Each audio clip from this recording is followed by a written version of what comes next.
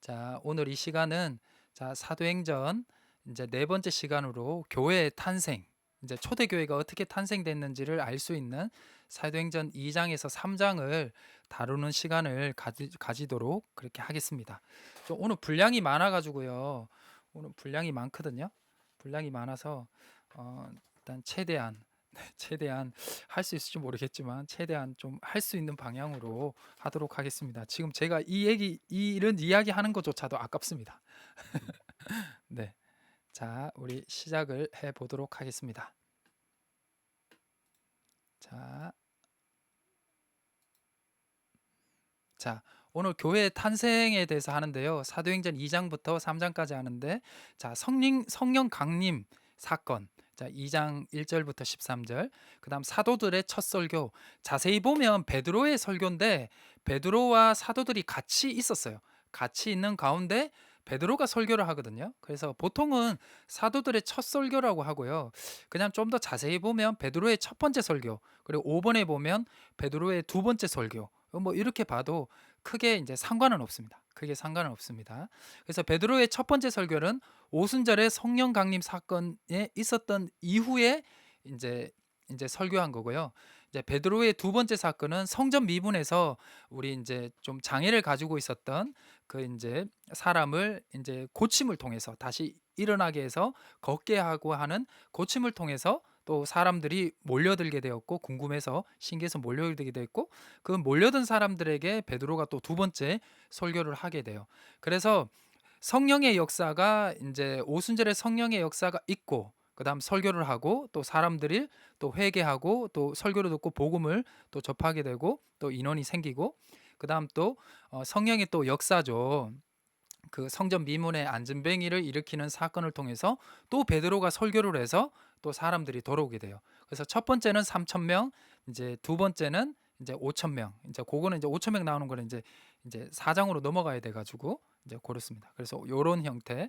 그리고 이제 중간에 초대교회의 신앙생활. 그래서 이제 4장 마지막에도 요 부분이 나오거든요. 첫 번째, 두 번째.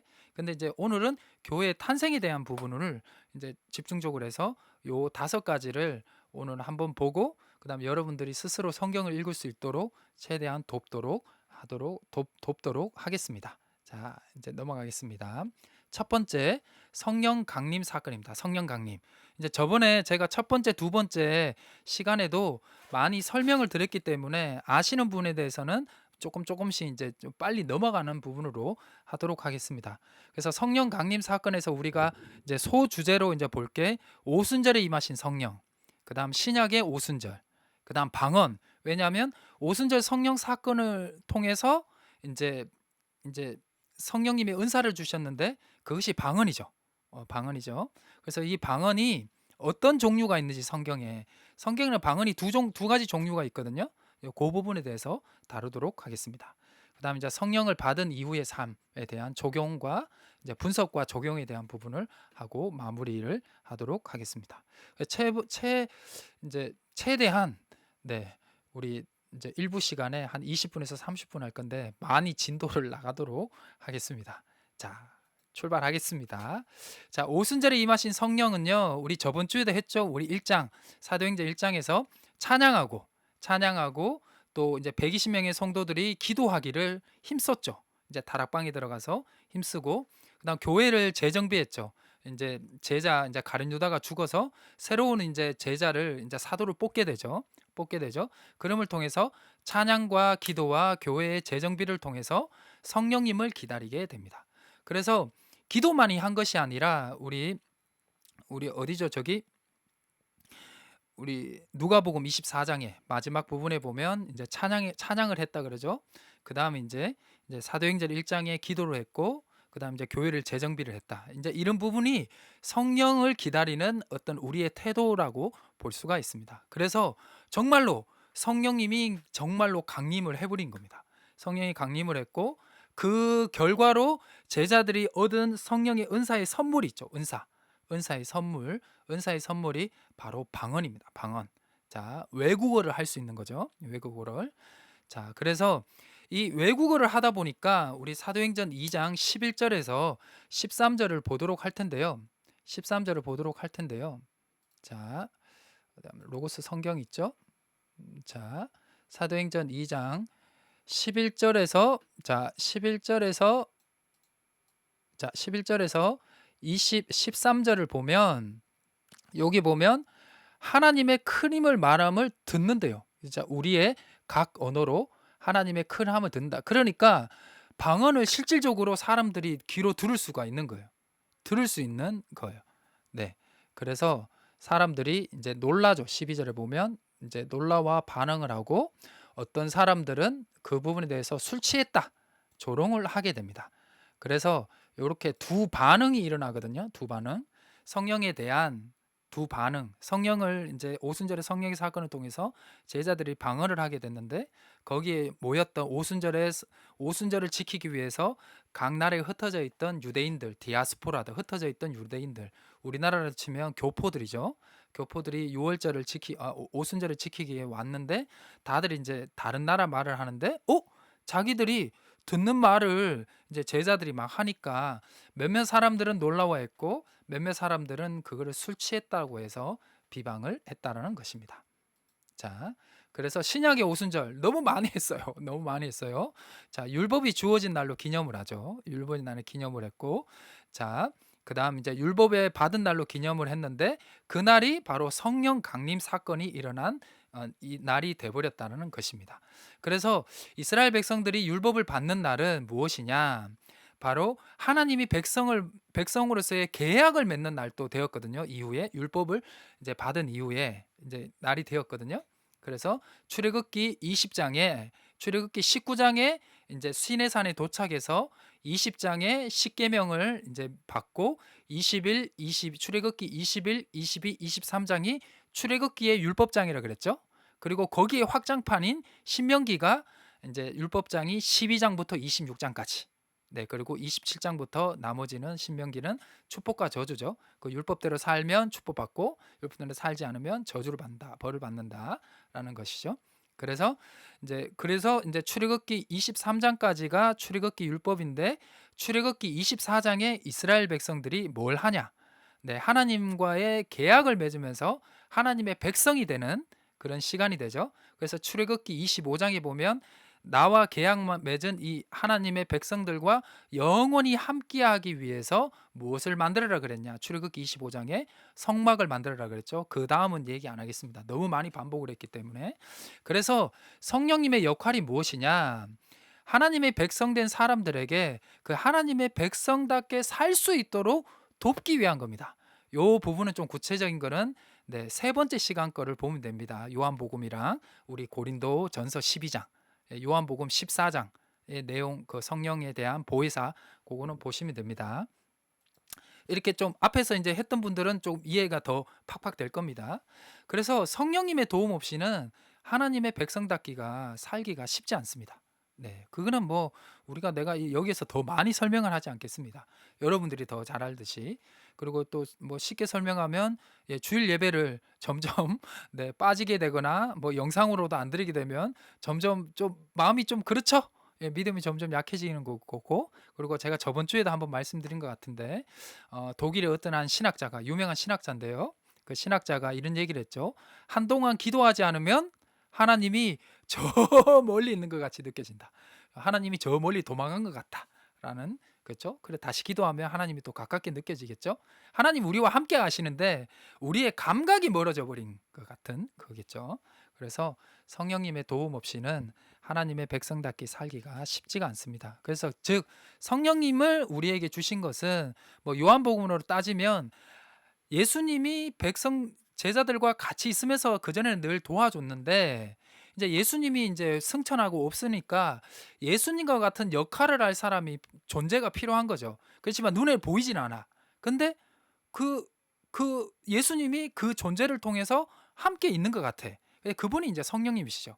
이제 제자들을 가르치시고 또 가르친 거를 생각나게 하는 거, 그리고 제자들이 또 하나님의 백성답게 살아갈 수 있도록 도와주는 그분이 이제 바로 성령님이라고 보시면 되겠습니다. 자, 넘어갑니다. 그리고 이제 방언에 대해서 하겠습니다. 요 앞에 부분은 그 전에 많이 했던 거니까 괜찮고, 요 방언부터 이제 조금 새로운 거죠. 근데 뭐 여러분들 많이 이제 아시는 건데 뭐 제가 또 반복할 수 있는 거니까 그 부분은 이제 뭐냐 복습한다고 보시면 돼요.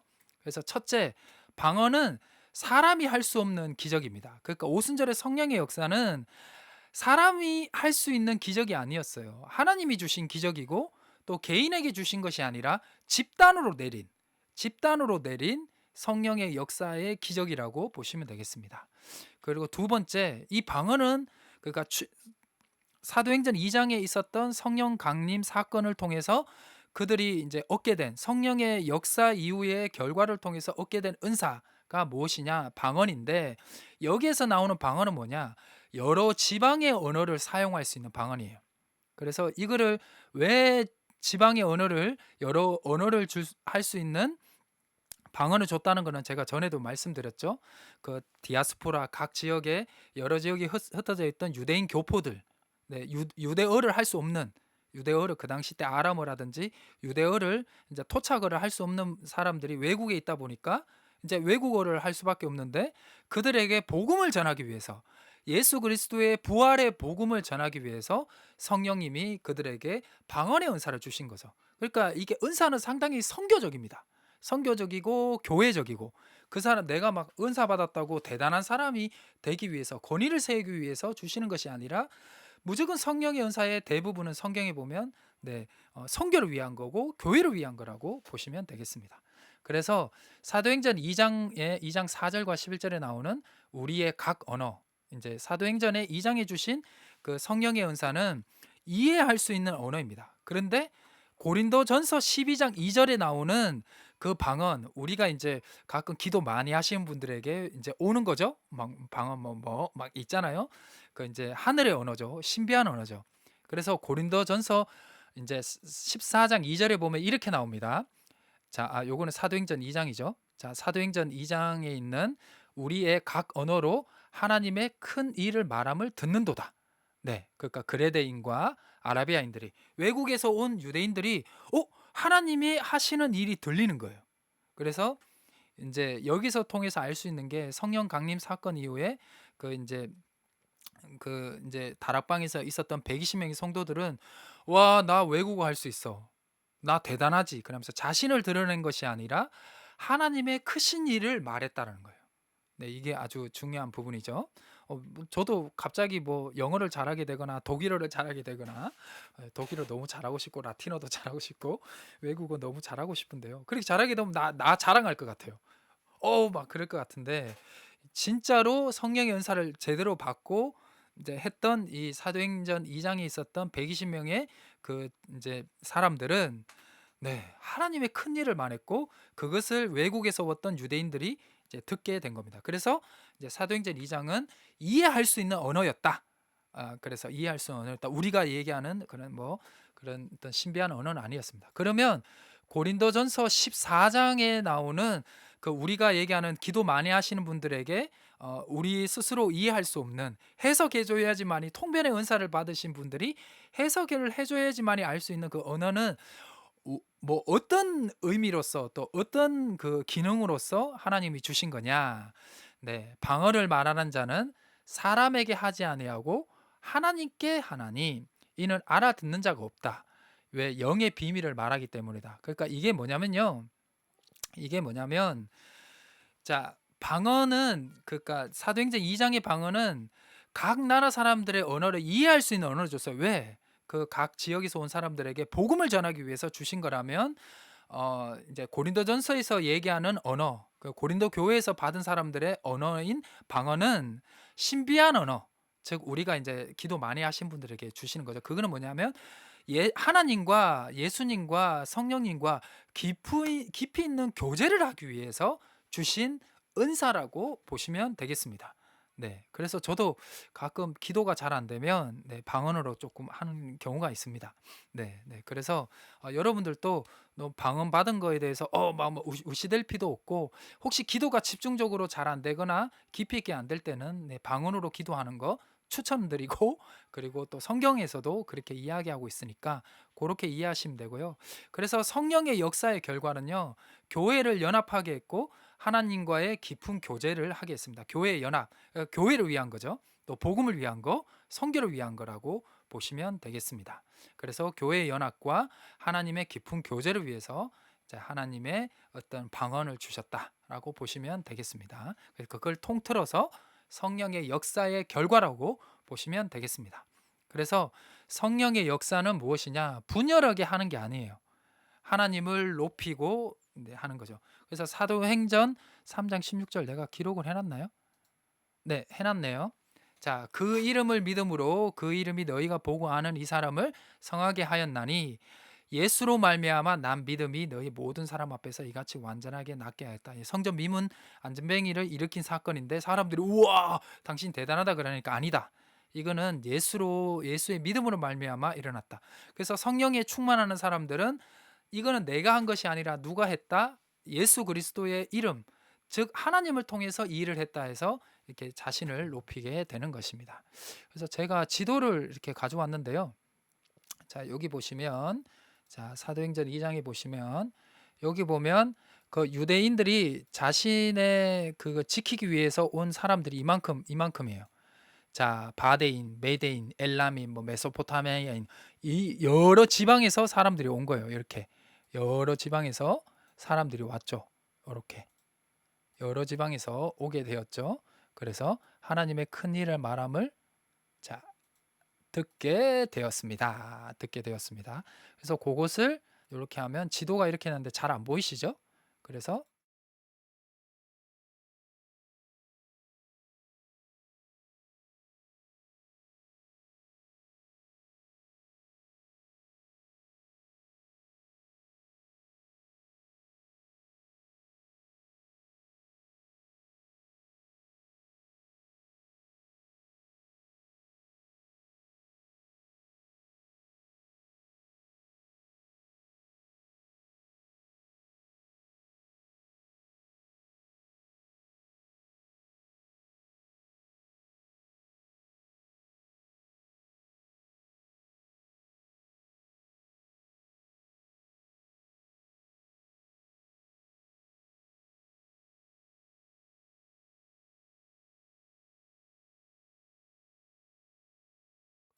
이렇게 넓은 지역에서 유대인들이 오게 되었고 그 사람들에게 다 외국에서 태어나고 그러다 보니까 유대어 토착어를 못 하다 보니까 외국어로 있으니까 그들에게 복음을 전하기 위해서 성령님이 방언을 여러 언어를 쓸 수 있는 방언을 주셨다고 이해하시면 되겠습니다. 그래서 아까 요거 했죠. 자, 그래서 이제 방언은 여러 지방의 언어로 이제 이해할 수 있는데요. 그래서 성령의 역사에 놀라는 사람들이 있었어요. 제자들의 방언에 신기해하는 사람들로 태무해서 그러니까 이제 외국을 하니까 사람들이 일단 모여들었어. 이게 중요합니다. 요 패턴입니다. 요 패턴. 안전뱅이 사건을 3장에서 고쳤더니 또 사람들이 모여들었어. 이때 제자들이 내가 고쳤어. 우리가 외국어 할 수 있어. 이렇게 해서 자랑하는 것이 아니라 누구를 자랑했다? 네, 바로 하나님, 예수 그리스도의 부활을 전했다라는 거예요. 하나님을 높였다는 거죠. 하나님. 그래서 사람들이 베드로의 설교를 듣고 회개를 하게 되고 또 재밌는 것은 성령의 역사를 배척하는 사람들도 있었다라는 것입니다. 우리는 배척하면 안 되겠죠? 자, 세술에 취했다고 조롱도 하게 됩니다. 자, 그래서 성령을 받은 이후의 삶, 성령은 약간 적용적인 건데요. 신적 권능 속에서 살아가야 되고요. 자, 성령님의 늘 충만함에 살아가야 됩니다. 그다음 성령의 역사는 교회를 하나 되게 하지 분열하게 하지를 않습니다. 네, 이거 왜 이러냐? 자, 네. 그다음 성령의 역사는 하나님을 높입니다. 아까 앞부분 했죠. 자기 자신을 한 게 아니고 그리고 성령의 역사를 부정하는 사람들도 있다는 겁니다. 우리는 이제 그렇게 하면 안 되겠죠. 자, 이렇게 해결하면 되겠습니다. 자, 그래서 두 번째 이제 넘어갈게요. 이제 사람들이 모여들어서 이제 설교를 하게 됐죠. 하나님의 큰 일을. 그러니까 하나님의 큰 일을 어떠한 것을 했는지 그 사도들의 첫 설교의 이야기에서 들을 수가 있습니다. 요게 이제 조금 중요합니다. 오늘 중요한 부분 중에 하나입니다. 자, 사도들의 첫 설교를 조금 이렇게 간략하게 나눠 보면요. 첫 번째 예언서를 인용을 합니다. 베드로가 예언서 요엘서를 인용을 하거든요. 그래서 성령을 부어 주실 것이라는 그 요엘서의 이제 예언을 인용을 합니다. 요엘서 2장 28절 뒤에 해 드릴게요. 그래서 예수님의 이름을 불러야 한다. 그리고 성경에서 말하는 종말, 저번 주도 했죠. 그래서 베드로의 설교의 종합에 대해서 요 네 가지로 또 분류해서 설명을 해드릴게요. 자, 예언서.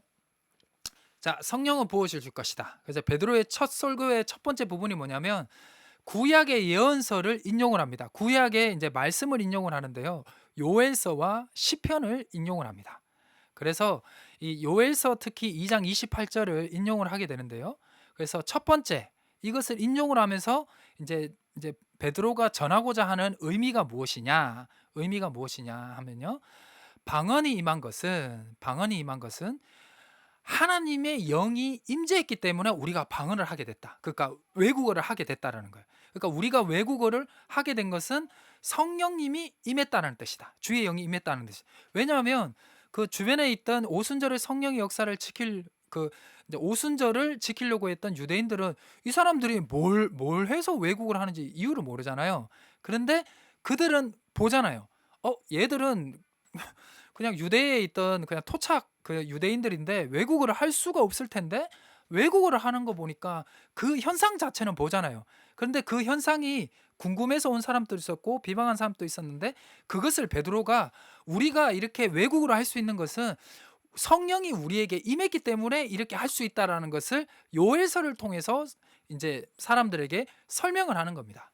그리고 두 번째, 성령님이 임했기 때문에 주의 영이 임했기 때문에 우리가 외국어를 할 수 있는 건데 주의 영이 임한 것을 요엘서의 기준으로 하면 종말이 임한 거다. 종말이 임한 거다라고 본 것입니다. 그다음 세 번째, 종말에 큰 징조와 재앙이 있을 것인데 종말에 이제 하나님이 임재했으니까 그러니까 악한 사람을 벌 주고 착한 사람은 구원해 주시겠죠. 또 칭찬도 해 주시고 그렇게 했는데 이제 있을 것인데 그때 이 종말이 임했을 때 우리가 심판받을 수 있다는 거죠. 그런데 하나님이 은혜를 주셨다는 거예요. 뭐냐? 주의 이름을 부르는 자는 구원을 받게 될 것이다 라는 거예요. 이게 이제 요엘서 2장 28절과 32절을 인용을 그대로 해서 베드로의 첫 설교에서 이 이야기를 하게 됩니다. 그래서 이 성령 강림 사건 이후에 베드로가요 구약의 말씀을 해석하는 능력을 보여줍니다. 그래서 또 다른 의미죠. 우리가 성령의 은사를 받으면 성령의 충만함을 보면 성경을 또 볼 수 있고 해석할 수 있는 또 은사도 또 얻게 된다는 것 또한 알게 됩니다. 네, 양민정 권사님. 네, 환영합니다. 네, 지금부터 들어도 그렇게 크게 네, 상관없습니다. 자, 오늘은 많이 지루할 거니까요. 대부분 설명이라서. 그래서 성령 강림 사건은요. 하나님의 통치의 증거가 된 겁니다. 왜? 하나님이 이 땅에 내려오신 거니까. 즉 하나님의 나라의 통치가 임하게 된 거죠. 왜? 하나님이 계시는 곳이 통치가 임하는 거니까. 즉 종말은 하나님의 나라가 임했다라는 것을 더 확실하게 보여줄 수 있는 증거라고 보시면 됩니다. 그런데 하나님이 우리 가운데 임했는데 잘못한 사람은 벌받게 되고 심판받게 되잖아요. 그런데 주의 이름을 불러야지만이 구원을 받을 수 있는데 이 주님이 누구시냐? 바로 베드로가 이야기하는 거예요. 베드로의 설교에 이 주님이 너희가 죽였던 바로 예수 그리스도다라고 선포를 하게 되는 것입니다. 이게 결론이에요. 이게 결론. 그러니까 왜곡을 하게 됐는데 요엘서 2장 28절에서 32절의 기준으로 보면 바로 성령 주의 영이 임했기 때문에 우리가 왜곡을 할 수 있다. 그런데 주의 영이 임했으면 뭐냐? 요엘서를 기준의 말씀을 보면 마지막 때가 온 거다. 종말이 온 거다. 그런데 종말이 오면 우리가 심판을 받게 되는데 심판을 받게 되면 우리 다 죽잖아. 아니다. 은혜를 주셨다. 뭐냐? 주의 이름을 부르는 자는 구원을 받게 될 것이다. 그 요엘서 2장 28절에서 32절에 그 내용이 그대로 나오거든요. 오늘 요거 막 보는데 좀 시간이 없었어요. 그런데 그 주님이 누구시냐? 너희가 죽였던 바로 예수 그리스도라는 것입니다. 자, 그래서 여기 나오죠. 자, 사도행전 2장 17절에 이제 요엘서 2장 28절을 인용을 한 것이 이제 베드로의 설교인데요. 하나님이 말씀하시기를 말세에 내가 내 영을 모든 육체에 부어 주리니 너희 자녀들은 예언할 것이고 젊은이는 환상을 보고 늙은이는 꿈을 꾸리라라고 이제 말씀하시는데 중요한 것은 이제 이 말씀 인용한 것은 제가 앞에 설명한 것처럼 우리가 외국어를 할 수 있고 이제 예언을 할 수 있고 말씀을 전할 수 있는 것은 바로 무엇이다? 바로 성령님이 주의 영이 임했기 때문이다 라는 뜻입니다. 그래서 요엘서 2장 28절을 인용을 합니다. 그래서 이제 사도행전 2장 21절에 보면요. 그런데 요 앞부분에 보면 이제 막 징조가 이르렀고 심판이 있고 그런 내용이 나오거든요. 그런 내용이 나오는데요. 자, 그때 누구든지 주의 이름을 부르는 자는 구원을 받게 될 것이다. 그래서 이 주의 이름, 이 주가 누구냐? 바로 예수 그리스도라는 것입니다. 그래서 두 번째, 예수님의 이름을 불러야 구원을 받을 수가 있는데요. 그래서 이 예수가 왜 우리의 이제 주가 될 수 있느냐? 부활하셨기 때문에. 부활하셨기 때문에. 그래서 이제 부활 설교가 나옵니다. 두 번째로. 이제 시편을 인용을 하면서 부활 설교를 하는데요. 시편 16편과 시편 110편과 시편 99편을 인용을 함을 통해서 이제 부활을 이제 설명을 합니다. 그래서 부활의 증명은 다윗의 예언, 다윗의 이제 그 시편을 통해서 이제 예수님이 그 부활하셨다는 것을, 또 부활의 주라는 것을, 또 우리의 주님이라는 것을 인용을 하게 되는 게 시편 16편 8절입니다. 항상 계신 주. 요 이제 주가 이제 예수님을 이야기하는 거거든요. 그래서 사도들의 설교의 핵심은 무엇이냐? 예수님이 부활하셨다라는 것을 이제 가르쳐 주고 있고, 즉 예수 그리스도를 그들의 설교의 핵심으로서 선포를 했다라는 것입니다. 자, 그래서 요게 이제 두란노 하우 주석에 나오는 부분을 인용을 했습니다. 자, 요렇게 내가 내 앞에 계신 주를 항상 배웠도다. 이게 뭐냐면 내가, 그러니까 부활하신 예수가 이제 내 예수, 그러니까 예수 주 여호와를 항상 배웠다.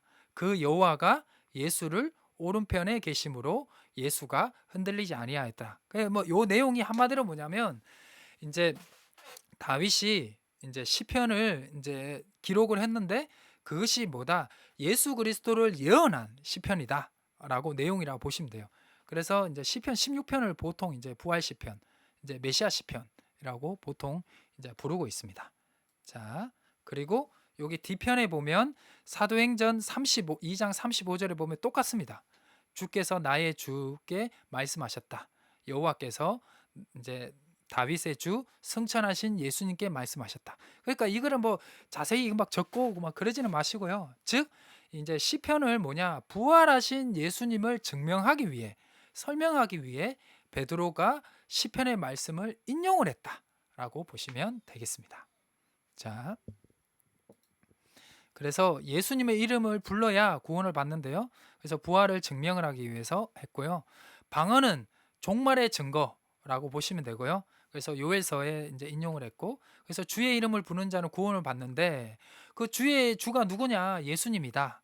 그래서 유대인들에게 이제 뭐라고 설명을 하냐면, 설교를 하냐면, 너희가 죽인 예수가 바로 그 예수님인데 그 예수가 부활했다라고 이제 보시면서 이제 유대인들이 그때 이제 설교를 들었던 이제 유대인들이 양심의 가책을 받게 됩니다. 자, 그래서 이제 베드로는 뭐라고 설명을 하냐면 회개하고 세례를 받고 제사함을 받아서 성령의 선물을 받으라라고 말씀을 하고 있고요. 위에 이제 시편 16편, 110편, 99편을 인용을 했다라고 보시면 되겠습니다. 요게 이제 성경 볼 때 많이 어렵거든요. 자, 그래서 정리를 하면요. 예수님을 나의 구주로 믿으면 제사함을 얻고 성령을 받게 되죠. 그래서 성령의 인도하심과 도우심 속에서 우리는 구원의 길, 하나님의 통치하심 속에 살아가면서 악한 자의 삶이 아니라 하나님의 말씀대로 살아가는 선한 자의 삶을 통해서 하나님의 통치가 진짜 이 땅에 임한다는 것을 주변 사람들에게 이제 알려줘야 되는 거죠. 그래서 성도는 근데 그렇게 살아가는 게 쉽지 않아. 계속 쉽지 않아요. 그렇기 때문에 성령님이 우리와 늘 함께하는 성령 충만한 삶을 계속 살아가야 한다는 것입니다. 그래서 성도는 성령을 받고 교회를 통해서 신앙생활을 함을 통해서 믿음을 계속 성장함을 통해서 구원의 길을 계속 걸어가야 한다는 것입니다. 자, 세 번째, 일단 요거 일단 끝내고요. 요 부분만 끝내고 쉬도록 하겠습니다. 그 다음은 이제 쉽습니다. 성령이 말하는 종말, 이제 저번 주에 했었죠. 자, 초림과 재림 사이에 있는 모든 기간이 바로 현재적 종말. 우리가 이제 예수님이 다가오고 있죠. 그리고 마지막에 최후의 종말은, 미래의 종말은 예수님의 재림의 시기라고 보시면 되겠습니다. 자, 이제 베드로의 설교를 종합을 하면 성령 강림 후에 첫 설교로 구약의 말씀을 해석을 하는데요. 뭐냐? 예수님의 인격과 사역을 기준, 그 예수님의 기독론적으로 이제 구약을 해석을 하는 거예요. 해석을 하는 겁니다. 그래서 요엘서를 통해서 성령 강림과 종말의 증거로 성령 강림 사건이 종말의 증거다라고 보고, 그 종말에는 주의 이름을 부르는 자는 구원을 받는데 그 주가 누구냐? 부활하신 예수 그리스도다.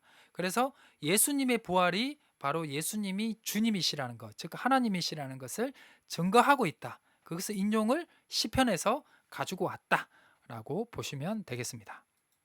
자, 그래서 베드로 설교 이후에 어떻게 되냐? 사람들이 아까 양심의 가책을 얻겠다 했죠. 왜냐하면 예수님을 죽였으니까요. 그래서 이제 회개하고 예수님 믿고 세례를 받으라고 베드로가 더 뒤에 설교를 하게 되고, 거기서 회개한 사람들이 몇 명? 3천 명. 그래서 성령, 그 이후에 성령 받은 제자들이 이제 사역을 계속하게 되고, 그다음 이제 성전 미문의 그 기적 사건도 일어나게 된다라는 것입니다. 조금 길게 한 것 같은데요. 요거까지 일단 하고, 여기서 일단 마무리하겠습니다. 여기서 잠깐 마무리하고 10분 쉬고요.